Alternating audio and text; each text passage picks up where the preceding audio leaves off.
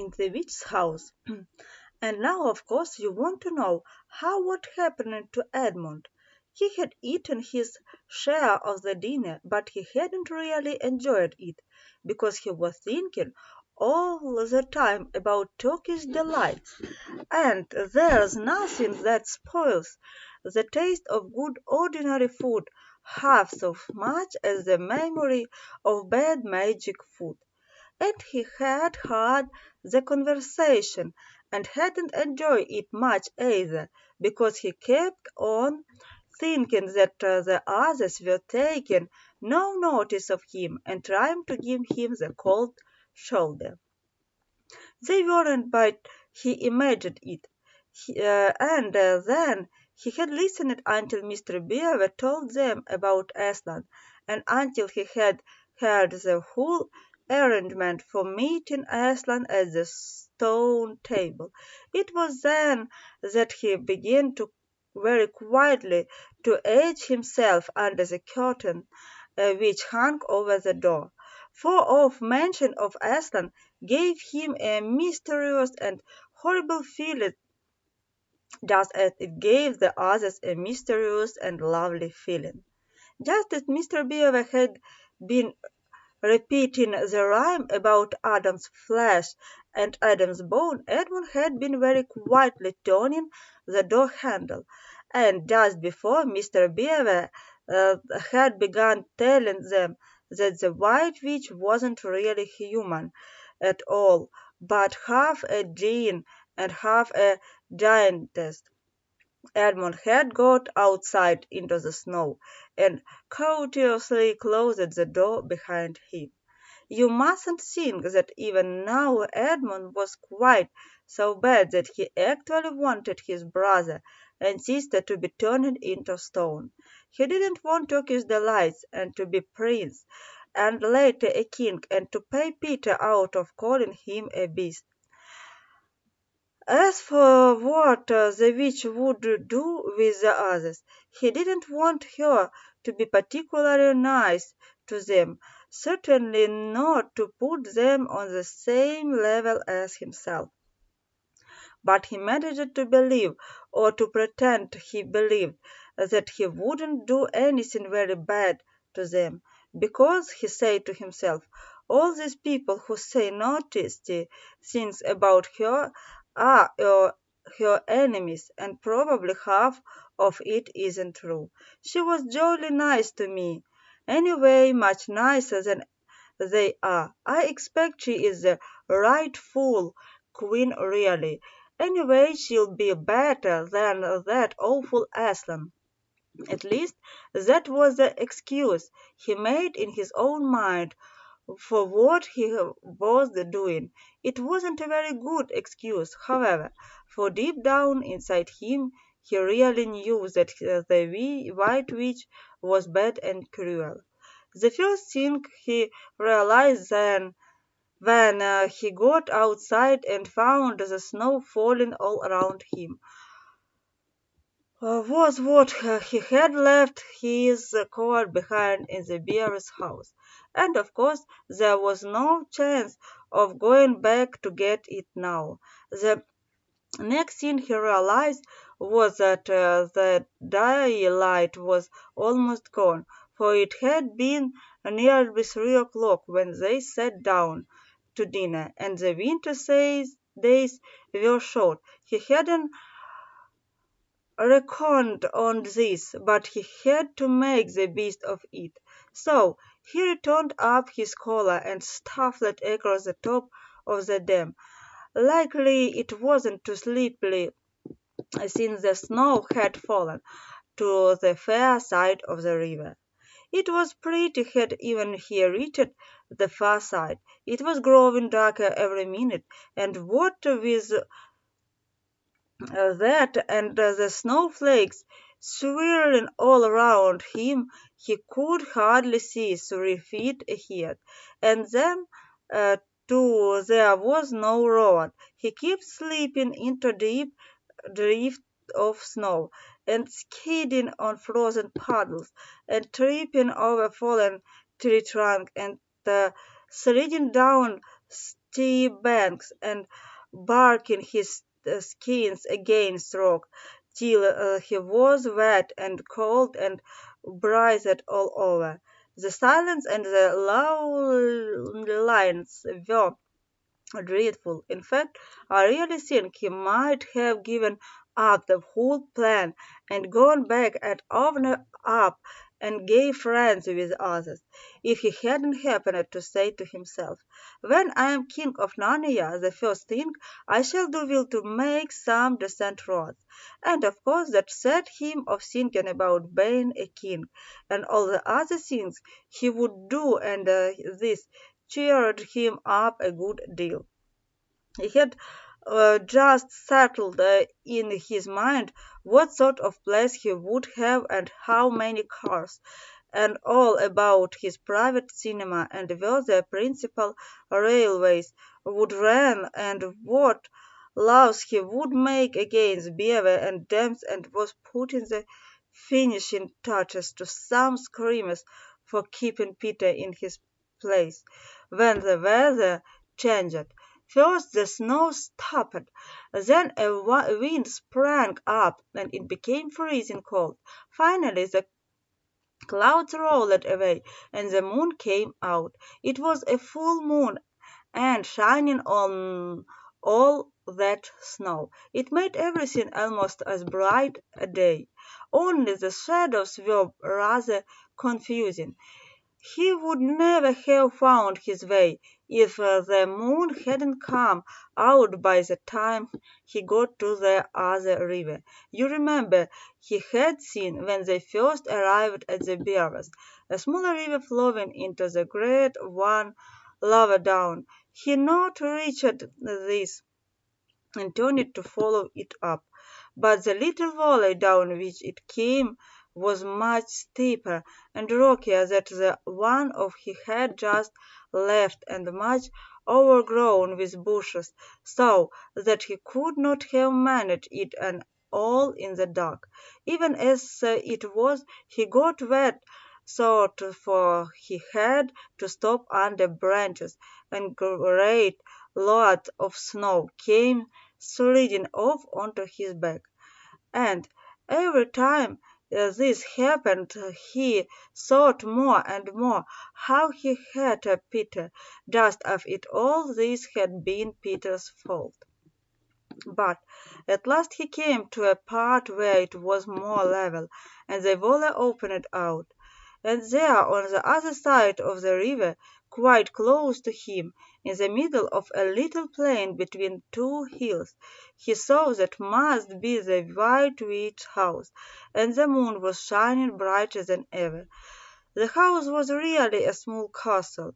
It seemed to be all flowers on flowers, little towers with long pointed spires on them, sharp as needles. They looked like huge dance caps or sorcerers' caps, and they shone in the moonlight, and their long shadow looked strange on the snow. Edmund began to be afraid of the house, but it was too late to think of turning back now. He crossed the river on the ice and walked up to the house. There was nothing stirring, not the slightest sound anywhere. Even his own feet made no noise on the deep, newly fallen snow. He walked on, past corner after corner of the house, and past turret after turret to find the door. He had to go right round to the far side before he found it. It was a huge arch, but the great iron gate stood wide open. Edmund crept up to the arch and looked inside into the courtyard. And there he saw a sight that nearly made his heart stop beating. Just inside the gate, with the moonlight shining on it, stood an enormous lion, crouched as if it was really to spring.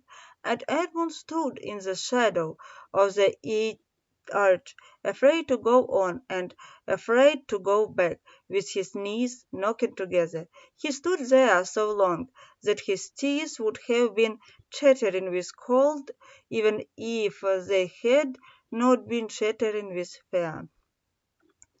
How long this really lasted I don't know, but it seemed to Edmund to last for hours. Then at last he began to wonder why the lion was standing so still, for it hadn't moved 1 inch since the first set eyes on it. Edmund now ventured a little nearer, still keeping in the shadow of the arch as much as he could. He now saw from the way the lion was standing that it couldn't have been looking at him at all. But supposing it turned its head, thought Edmund. In fact, it was staring at something else, namely a little dwarf who stood with his back to it about 4 feet away. Aha, thought Edmund, when it surprised when it springs at the draw when will be my chance to escape. But still the lion never moved, nor did he the draft. And now at last Edmund remembered that the others had said about the white witch turning people into stone. Perhaps this way only a stone lion, and as soon as he had thought of that, he noticed that the lion's back and the top of its head were covered with snow. Of course, it must be only a statue. No living animal would have let itself get covered with snow. Then, very slowly and with his heart beating as if it would burst, Edmund ventured to go up to the lion. Even now he hardly dared to touch it, but at last he put out his hand very quickly and did. It was cold stone. He had been frightened of a mere statue. The relief which Edmund felt was so great that in spite of the cold he suddenly got warm all over right down to his toes. And at the time there came into his head what seemed a perfectly lovely idea. Probably, he thought, this is the great lion Iceland that they were all talking about. She's caught his already and turned him into stone, so that's the end of their fine ideas about him. Pooh! Who's afraid of Aslan? And he stood there gloating over the stone lion, and presently he did something very sly, silly, and childish. He took a stump of lead pencil out of his pocket and scribbled a moustache on the lion's upper lip, and then a pair of spectacles of its eyes.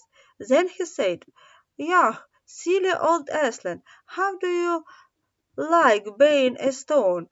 You thought yourself mighty fine, didn't you? But in spite of the scribble on it, the face of the great stone beast still looked so terrible and sad and noble, staring up in the moonlight, that Edmund didn't really get any fun out of jeering at it. He turned away and began to cross the courtyard. As he got into the middle of it, he saw that there were dozens of statues all about, standing here and there, rather as a pieces and stand of chessboard when it halfway thought the game. There were stone satyrs and stone wolves and bears and foxes and mountains of stone. There were lovely stone shapes that looked like women but who were really the spirit of trees. There was the great shape of a centaur and a winged horse, and a lordly creature that Edmund took to be a dragon. They all looked so strange, standing there perfectly leaf-like and also perfectly still. in the bright cold moonlight that it was area walk crossing the country yard. Right in the very middle stood a huge shape like a man, but as tall as a tree, with a fierce face and a shaggy beard and a great club in its right hand. Even so he knew that it was only a stone giant and not a lion. Edmund did not like going past it. He now saw that there was a dim light showing from a doorway on the far side of the country yard. He went to it. There was a flight of stone steps going up to an open door. Edmund went up them. Across the threshold lay a great wolf. It's all right, he kept saying to himself. It's only a stone wolf. I can't hurt me. And he raised his long to step over it. Instantly the huge creature rose, with all the hair bursting along its back, opened a great red mouth, and said in a growling voice, "Who's there? Who's there? Stand still, stranger, and tell me, who are you?"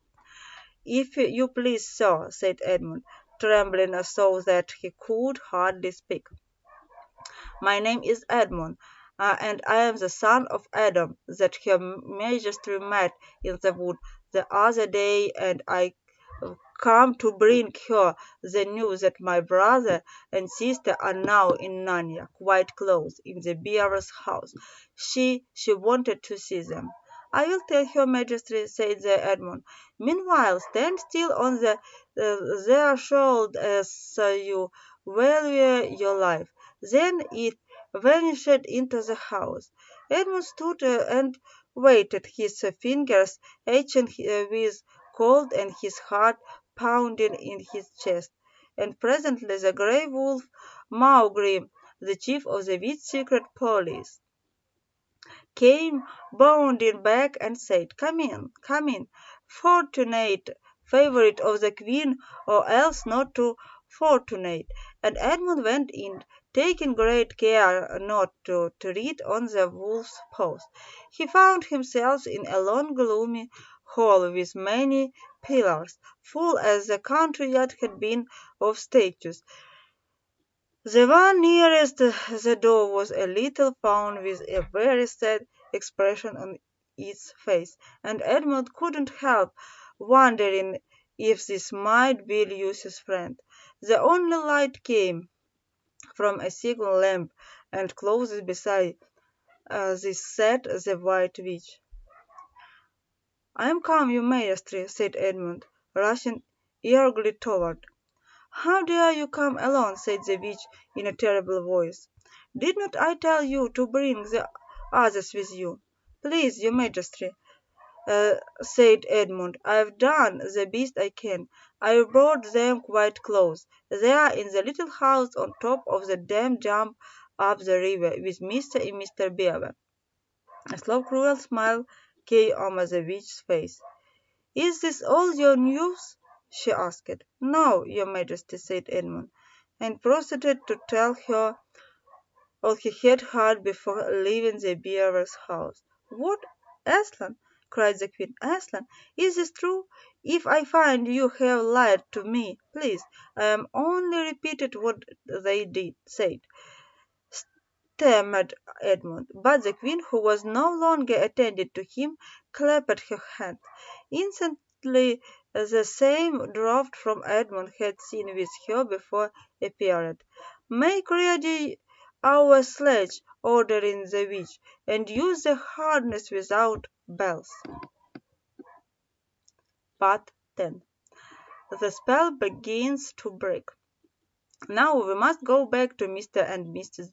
Beaver and the three other children. As soon as Mr. Beaver said, "There's no time to lose," everyone began bundling themselves into chorus, except Mrs. Beaver, who started picking up sacks and laying them on the table and said, "Now, Mr. Beaver, just reach down that hem, and there's a packet of tea, and there's the sugar and some matches, and if someone will get 2 or 3 loaves out of the crocks over there in the corner." "What are you doing, Mrs. Beaver?" explained Susan. "Picking a load of each of us, dearie," said Mrs. Beaver very coolly. "You didn't think we'd set out on a journey with nothing to eat, did you?" "But we haven't time," said Susan, buttoning the collar of her coat. "She may be here any minute." "That's what I say," chimed in Mr. Beaver. "Get along with you all," said his wife. "Think it over, Mr. Beaver. She can't be here a quarter of an hour at least. But don't we want as big a start as we can possibly get," said Peter, "if we are to reach the stone table before her?" "You've got to remember that, Mrs. Beaver," said Susan. "As soon as she has looked in her and finds we're gone, she'll be off at top speed." "That she will," said Mrs. Beaver, "but we can't get there before her, whatever we do, for she'll be on a sledge and we'll be walking." "Then have we no hope?" said Susan. "Now don't you get fussing, there's a dear," said Mrs. Beaver, "but just get half a frozen clean handkerchief out of the drawer. Course we've got a hope. We can get there before her, but we can keep under cover and go by ways she would expect, and perhaps we'll get shot." "That's true enough," Mrs. Beaver said to her husband, "but it's time we were out of this." "And don't you frozen easy, Mr. Beaver," said the wife. "There, that's better. They're far lower and the smallest for the smallest of us. That's you, my dear," she added, looking at Lucy. "Oh, do please come on," said Lucy. "Well, I'm nearly ready now," answered Mrs. Beaver at last, allowing her husband to help her into her snow boots. "I suppose the sewing machine too heavy to bring?" "Yes, it is," said Mr. Beaver, "a great deal too heavy, and you don't think you'll be able to use it while we are on the run, I suppose?" "I can adapt the thought of that witch fiddling with it," said Mrs. Beaver, "and breaking it or stealing it, as likely as not." "Oh, please, please, please, do hurry," said the three children. And so at last they all got outside, and Mr. Beaver locked the door. "It'll delay her a bit," he said, and they set off, all carrying their loads over their shoulders. The snow had stopped, and the moon had come out. Then they began their journey. They went in single file, first Mr. Beaver, then Lucy, then Peter, then Susan, and Mrs. Beaver last of all.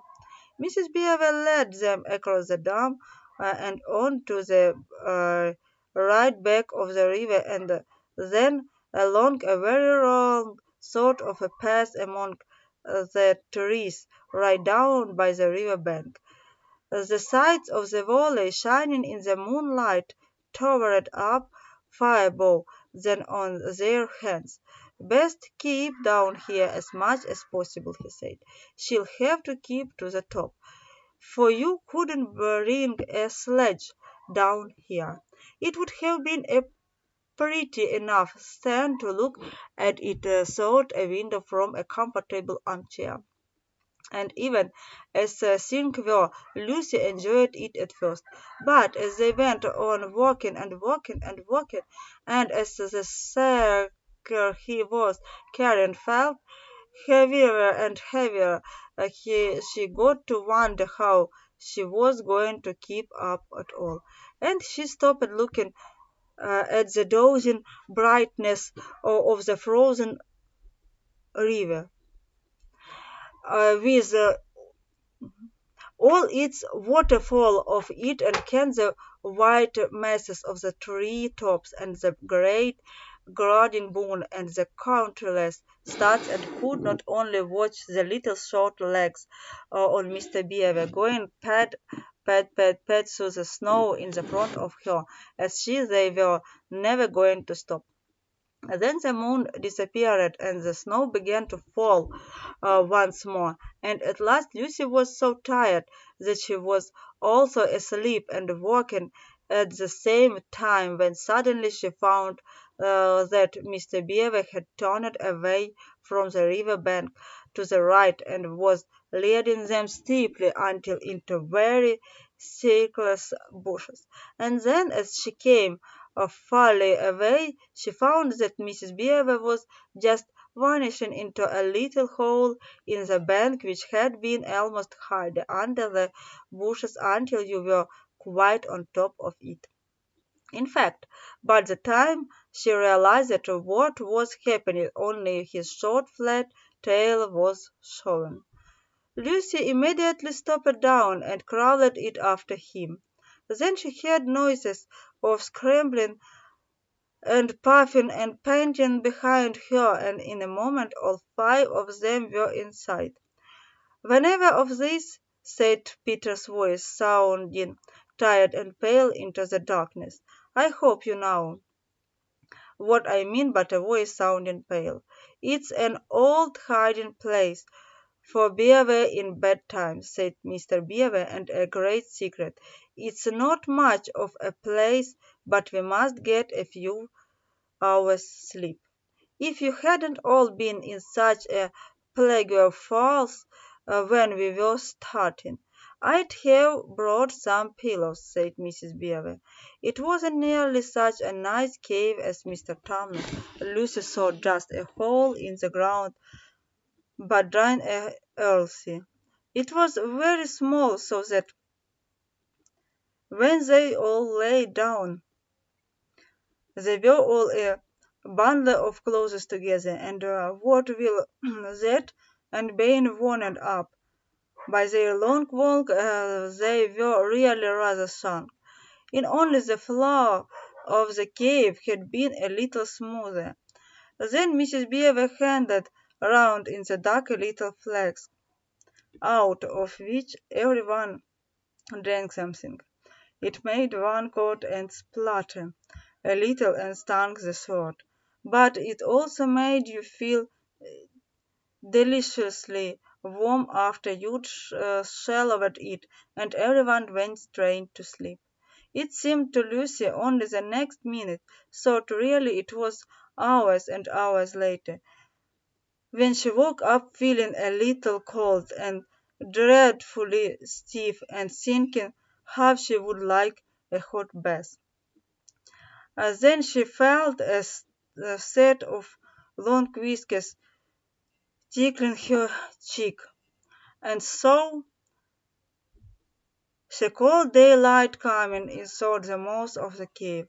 But immediately after that she was very wide awake indeed, and so was everyone else. In fact, they were all sitting up, with their mouths and eyes wide open, listening to a sound which was the very sound they'd all been thinking of, and sometimes imagined they heard, during their walk last night.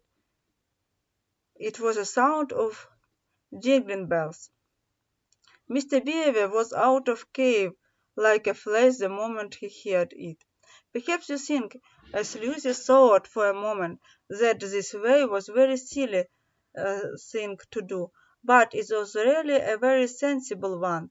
He knew he could scramble to the top of the bank among bushes and brambles without being seen, and he wanted above all things to see which way the witch sledge went. The others all sat in the cave, waiting and wondering. They waited nearly 5 minutes. Then they heard something that frightened them very much. They heard voices. "Oh," thought Lucy, "he's been seen. She's caught him." Great was their surprise then a little later, as they heard Mrs. Beaver's voice calling to them from just outside the cave. "It's all right," she was shouting. "Come out, Mrs. Beaver! Come out, sons and daughters of Adam! It's all right. It isn't her. This was bad grammar, of course, but that is how beavers talk when they are excited. I mean, in Narnia, in our wood, they usually don't talk at all." So Mrs. Beaver and the children came bounding out of the cave, all blinking in the daylight, and with earth all over them, and looking very frosty and unbrushed and uncombat, and with the sleep in their eyes. "Come on!" cried Mrs. Beaver, who was also dancing with delight. "Come and see. This is a nasty knock for the witch. It looks as if her powers is already crumbling." "What do you mean, Mr. Beaver?" panted Peter as they all scrambled up the steep bank of the valley together. "Didn't I tell you," answered Mrs. Beaver, "that she'd made it always winter and never Christmas? Didn't I tell you? Well, just come and see." And then they were all at the top and did see. It was a sledge, and it was a reindeer with bells on their harness. But they were far bigger than the witch's reindeer, and they were not white but brown, and on the sledge sat a person whom everyone knew the moment they set eyes on him. He was a huge man in a bright red robe, bright as a hollyberry, with a hood that had fur inside it, and a great white bird that felt like a foamy waterfall over his chest. Everyone knew him because, thought you people of thought on in Narnia, you see pictures of them and hear them talked about even in our words, the word on the side of the wardrobe door. But when you really see them in Narnia, it is rather different. Some of the pictures of the Father Christmas in our world make him look only funny and jolly. But now that the children actually stood looking at him, they didn't find it quite like that. He was so big and so glad and so real, and they all became quite still. They felt very glad, but also solemn. "I have come at last," said she. She had kept she has kept me out for a long time, but I have got in at last. Aslan is one the more. The witch magus is weakening." But Lucy felt running through her that deep shiver of the glance which you only get if you are being solemn and still. "And now," said Father Christmas, "for your presents. There is a new and better sewing machine for you, Mrs. Beaver.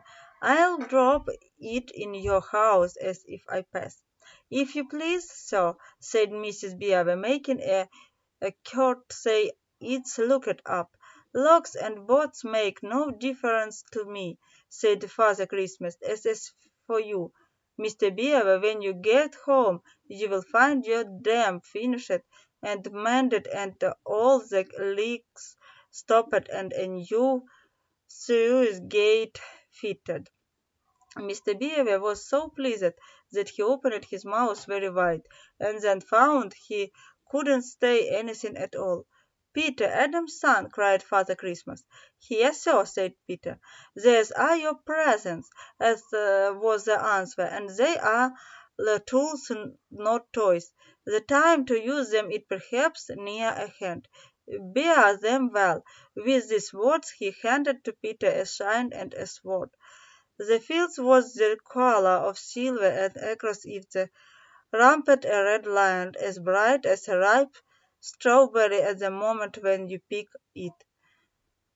The hilt of the sword was of gold, and it had a shield and a sword belt and everything it needed, and it was just the right size and weight for Peter to use.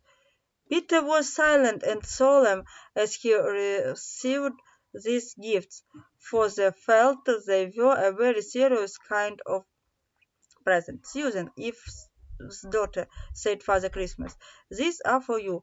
And he handed her a bow and quiver full of arrows and a little ivory horn. "You must use the bow only in the great need," he said, "for I do not mean you to fight in the battle. It does not easily miss.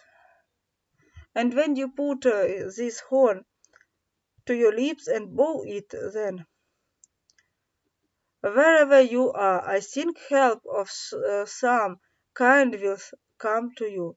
Last of all he said, "Lucy, Eve's daughter," and Lucy came forward. He gave her a little bottle of that looked like grass, but people said afterward that it was made of diamond, and a small dagger. "In this bottle," he said, "there is a cardinal made of the juice of one of the fire flowers that grow in the mountains of the sun. If you are, or any of yours friend in heart, a few drops of this will rest on them, and the dare it to defend yourself at great need. For you also are not to be in the battle." "Why so?" said Lucy. "I don't know, but I think I could be brave enough." "That is not the point," he said, "but battles are ugly when women fight. And now," here he suddenly looked less grave, "here is something for the moment for you all," and he brought out, I suppose, from the big bag on his back, but nobody quite saw him to do it, a large tray containing 5 cups and saucer, a bowl of lump sugar, a jug of cream, and a great big tiptoe, all sizzling and piping hot. Then the crier took "Merry Christmas, Long live the true King," and cracked his whip. And he and her reindeer and the sledge and all were out of sight before anyone realized that they had started. Peter had just drawn his sword of the sweets and was showing it to Beaver when Mrs. Beaver said, "Now, then,